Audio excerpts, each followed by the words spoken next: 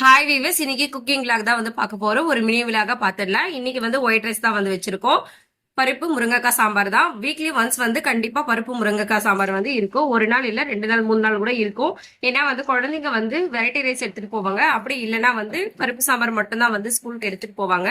அதனால வந்து weekly 2 days 3 days கூட வந்து முருங்கைக்காய் போட்டு சாம்பார் வச்சிருவோம். சைடிஷ்க்கு வந்து சேப்பக்கிழங்கு வறுவல் தான் வந்து செய்ய போறேன். சேப்பக்கிழங்கு வந்து ஒரு 70% மட்டும் தான் வந்து குக் பண்ணி எடுக்கணும். ஃபுல்லா வந்து குக் ஆகக்கூடாது. ஃபுல்லா குக் ஆனா வந்து ரோஸ்ட் வந்து நல்லா இருக்காது. மஞ்சள் மிளகாய்த்தூள் உப்பு மட்டும் போட்டு ரோஸ்ட் பண்ணி எடுத்திருக்கேன். ரொம்ப டேஸ்டியா இருக்கும்.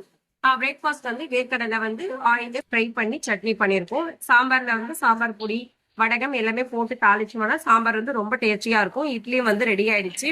பருப்பு சாம்பார் வந்து கடைசியா வந்து புளியும் வெல்லமும் சேர்த்து ஒரு 5 நிமிஷம் கொதிக்க விட்டுருக்கேன். இன்னைக்கு எங்களோட பிரேக்ஃபாஸ்ட் வந்து இட்லியும் வேர்க்கடலை சட்னி. மதிய லஞ்சுக்கு ஒயிட் ரைஸ், பருப்பு முருங்கைக்காய் சாம்பார், சேப்பக்கிழங்கு வறுவல், ரசம் வச்சிருக்கேன். இவ்வளவுதான் இன்னைக்கு எங்களோட லஞ்ச் மெனு.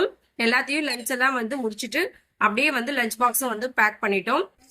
ஃபைனலா வந்து ஆனியன் சிப்ஸ் மட்டும் வந்து பேக் பண்ணும்போது மட்டும் வறுத்து எடுத்துட்டேன். இன்னைக்கு எங்களோட லஞ்ச் இவ்வளவுதாங்க. என்னோட வீடியோ எப்படி இருக்குன்னு சொல்லிட்டு கமெண்ட் பண்ணுங்க. என்னோட சேனல் பிடிச்சிருந்தா சப்ஸ்கிரைப் பண்ணுங்க. தேங்க்யூ.